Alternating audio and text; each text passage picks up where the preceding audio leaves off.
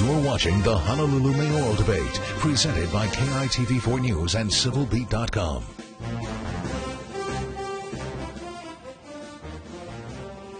Welcome back. Time now for questions from those watching at home and online. And for that, we'll go to Laura Yamada in the KITV web room. Laura?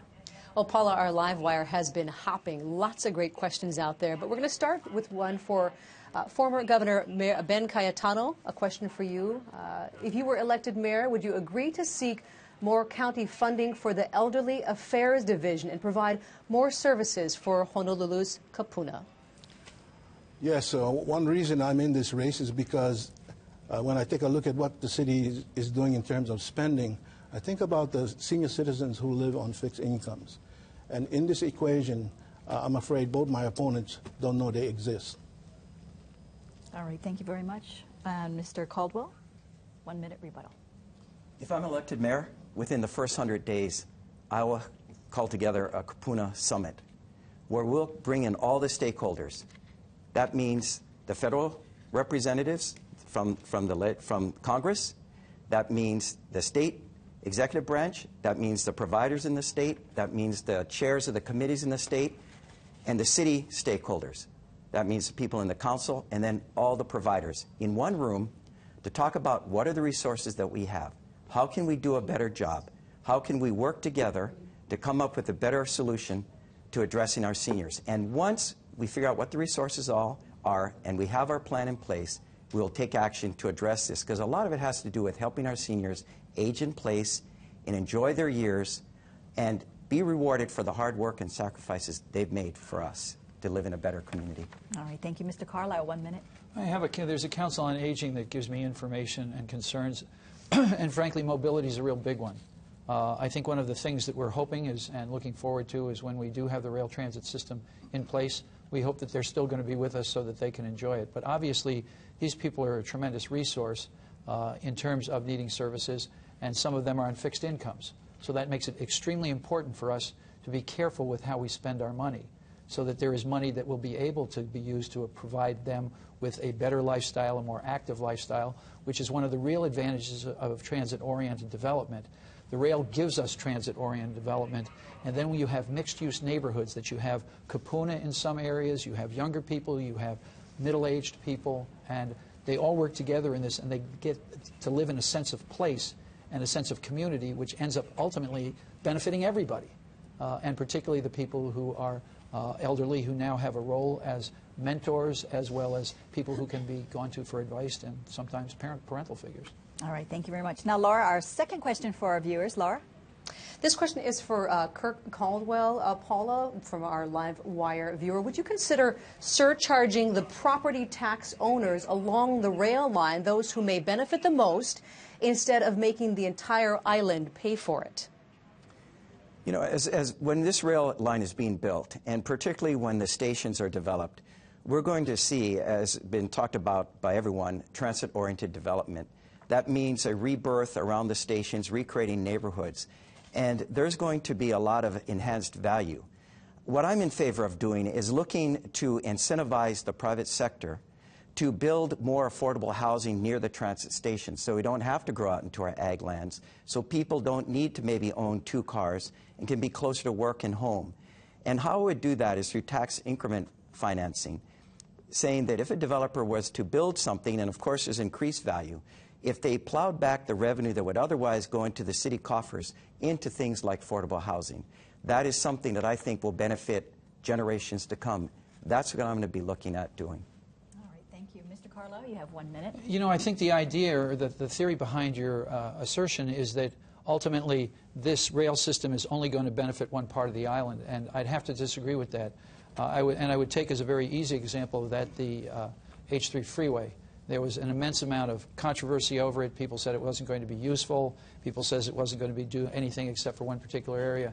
And frankly, it's opened up whole new avenues of opportunities for people to get from point A to point B. And particularly now, when we have one of the problems on one of the other highways, where there's construction, we can turn to that. I think the same thing was true when they widened Kalanianiole Highway. Not only did that benefit the people from out in Hawaii Kai, it benefited everybody who was along that particular route. And by doing that, it allowed those people to commute earlier, to get out of the way of the traffic that was coming to some extent. It's certainly not perfect by any stretch of the situation we have right now, because we don't have an adequate mass transit system. As hard as the bus is trying, it can't hold up with the pace of growth. But my suggestion is it will serve everybody. All right, thank you. And Mr. Cayetano, 1 minute for your rebuttal. Well, you know, rail will not serve everybody. It'll serve about 15% of the population. Now, as to this question about taxing the people who live alongside the route, I don't think I'm for that. I'm for not building the rail system. All right, thank you very much, Mr. Cayetano. And now our third question from our viewers. Laura? Paula, we're going to start with Mayor Carlisle this time. When or would you consider supporting medical cannabis clubs for local people with diseases that use cannabis for treatment, such as cancer, HIV, and other immune deficiency problems? Cannabis clubs, and even in the places where they have them now in California, are being abandoned wholesale because of their abuse. As a former prosecuting attorney, I've made it very clear that we have enough addictive substances around. We don't need to add that with phonied up prescriptions for cannabis. Now, people who have legitimate concerns and legitimate uses are allowed to go to a legitimate physician and have prescriptions. I have absolutely no intention whatsoever to get in the way of those opportunities that they have to improve the pain that they're going through. And there is no doubt about it also in my mind that that pain is real, and there are times when cannabis assists it. But I would do it essentially as something that not the legal system would do, but the medical system would do. And theirs doesn't involve growing pot and smoking it.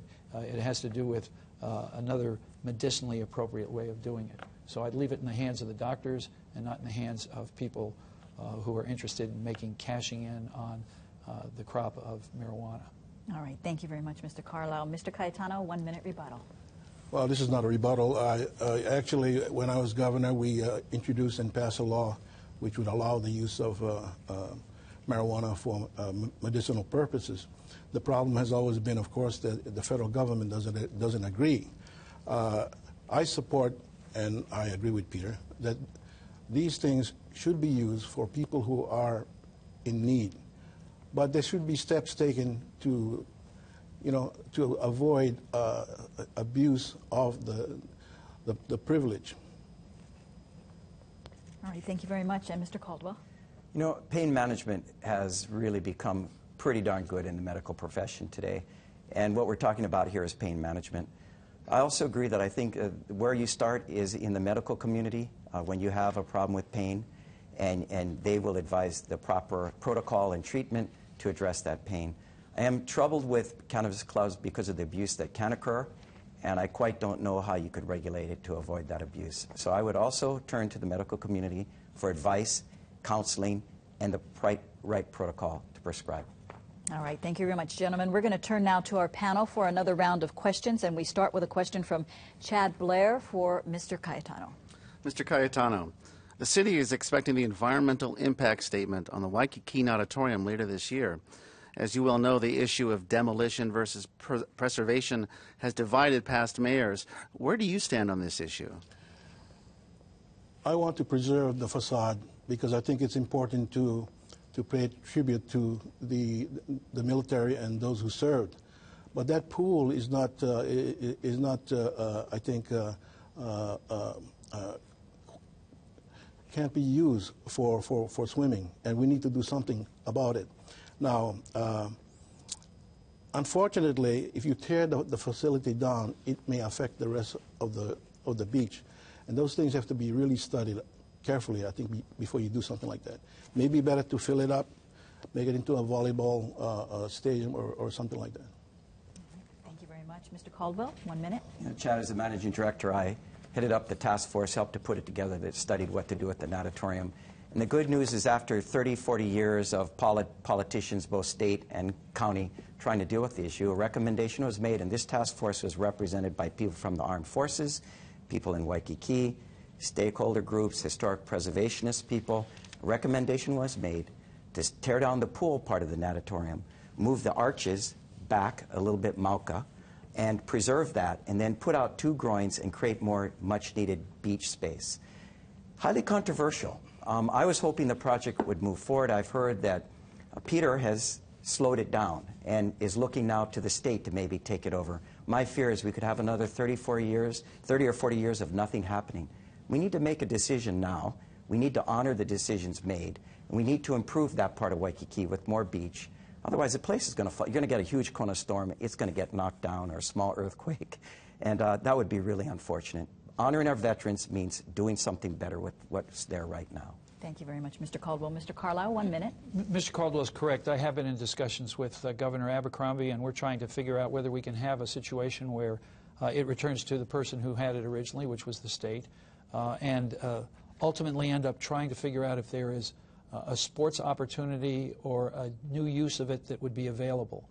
We don't want to lose the work that's already gone into it, and by the same token, we want to make sure that what we do is something that will be viable in and of itself. Governor Abercrombie has given me permission to give those statements to you.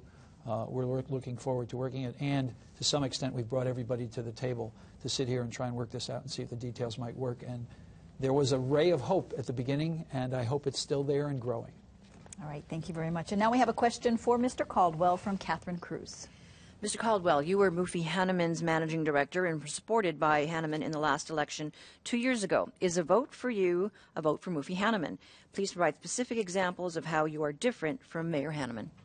You know, all my life, I've made the decisions that I need to make to get where I've gotten so far in life. You know, whether as a partner at my law firm, as a managing partner, whether in the House of Representatives for 6 years, rising to become the majority leader at the city.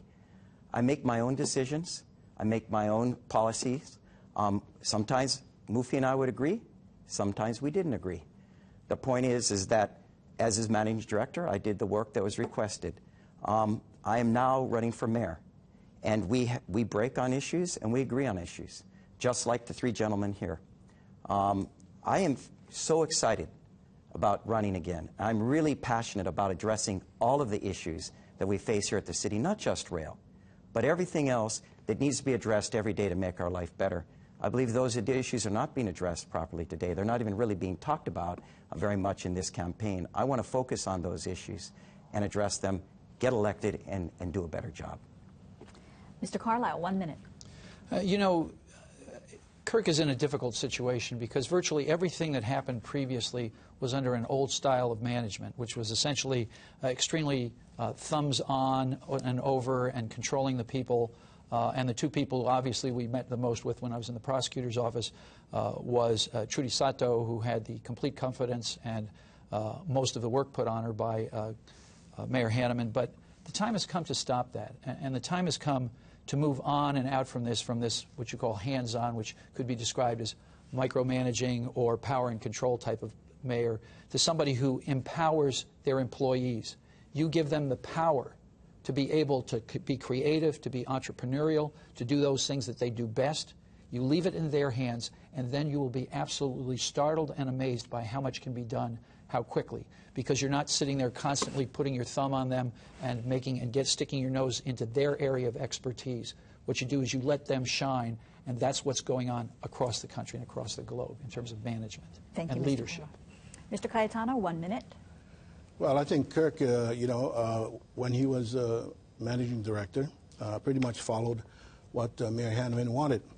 And I think that you see the action taken today by Hart in getting rid of some of these 3 at least of the 10 PR firms that were hired to tout rail. There's 7 more people, 7 more firms. And Kirk knows who they are. Some of these guys, I don't understand how they can be qualified to be PR people. One guy was selling law books, the other guy was a photographer, you know. And Kirk, you should have removed these guys. All right, thank you very much. And now we have a question from Andrew Pereira for Mayor Carlisle. Mayor Carlisle, the city will spend billions of dollars to fix the sewer system under a consent decree, a federal consent decree, and wants to spend billions of dollars on the potential rail system, while at the same time spending hundreds of millions of dollars on health and retirement benefits for city workers. Please explain how the city can afford it all. Well, frankly, the rail, you've got to remember these are coming from different pots, okay? So the sewer system is under the consent decree, which involves sewer fees. And so the sewer fees are graded to go up incrementally, and we're going to have to be able to use that. We're going to spread out the costs for up to 2030. The rail project, ultimately, by the time we're through in 2022, we will have paid for the entire structure. So we will no longer pay for that, we will own it. Then in terms of, what was the third segment of your question? Health and retirement benefits. Health and for city retirement workers. questions are a huge issue. And you can take a look right now at the bankruptcies that are going on in California, and you're seeing right now that we're paying benefits that we can't afford. And that's happening for a number of reasons. We're getting older, we're living longer, and the pension benefits were designed for when we were actually younger and doing that. Now, what we have done is we've started putting money into those accounts, more than that's been done in the past. And if we continue to do that and use that wisely, we're going to be able to start building the margin that we need to be able to afford some of the benefits. But in the long run, what we're going to need to be able to do is to figure out whether any of these are sustainable. And if they're not, we're going to have to be able to pare down and it's for everybody's benefits, because once one of these cities goes under, then all of the people who are retired pensioners from the city that they worked for are now in dire straits. I mean, people with cancer aren't going to be getting any treatment at all whatsoever. So we have to look forward to make sure that we're properly funding OPEB benefits for the future. Thank you very much. And Mr. Cayetano, you have 1 minute. Well, this is the reason I'm running. I don't think that the city or the taxpayers of this state, this city, can afford all of these projects. Now, you know, they may argue that it comes from different places, but it comes from the taxpayer's pocket. You know, and if you take the bi-monthly sewer and water rates, according to the city's own numbers, from 2005 to 2017, it's going to go from $166 to $399. That's the bi-monthly sewer and water bill. Now, how are you going to deal with that? That's huge for senior citizens and people who live on fixed incomes, young people who have to work 2 jobs. These are the kind of expenses that really trouble me. All right, thank you. Mr. Caldwell, 1 minute. On rail, there is no debt for rail at the end of the project. It is fully paid for from the federal funds and from the excise tax, which expires by its own terms in the last day of December of 2022. And that's really pretty unique. So no mortgage, no payment after that. And what's really good news is about 48% of it is being paid by residents of this island. The rest comes from the federal side and from tourists who visit our shores. On the sewer consent decree, I helped negotiate that with a group of people that pushed out the consent decree to 2035, meaning that the fees, instead of going like this, the EPA wanted us to do it in 10 to 15 years, is like this. So the pain is less, but there is going to be pain. We need to do this. This is an old system. It's about health and safety. We need to rebuild our sewer systems. On the retirement issue, a couple of things. One, Ben rated the ERS to a tune of about $300 to $400 million when he was governor to balance the budget. We have a current problem, and partly because of that. When I was at the legislature, I put in legislation that created an irrevocable trust to put money into it so it cannot be rated in the future. Thank you very much, Mr. Caldwell. We have a question now for Mr. Cayetano from Catherine Cruz. Should city paramedics and lifeguards be merged with Honolulu firefighters? Who will fund the potential merger since the state currently provides emergency services money? Is the city prepared to pick up that tab? The state pays for this service. And I think that if you're going to do anything, you need to work with the state. Now, Kirk, if I recall correctly, is in favor of the merger. Yeah. I'm not at this particular point. He wants an ambulance in every fire station.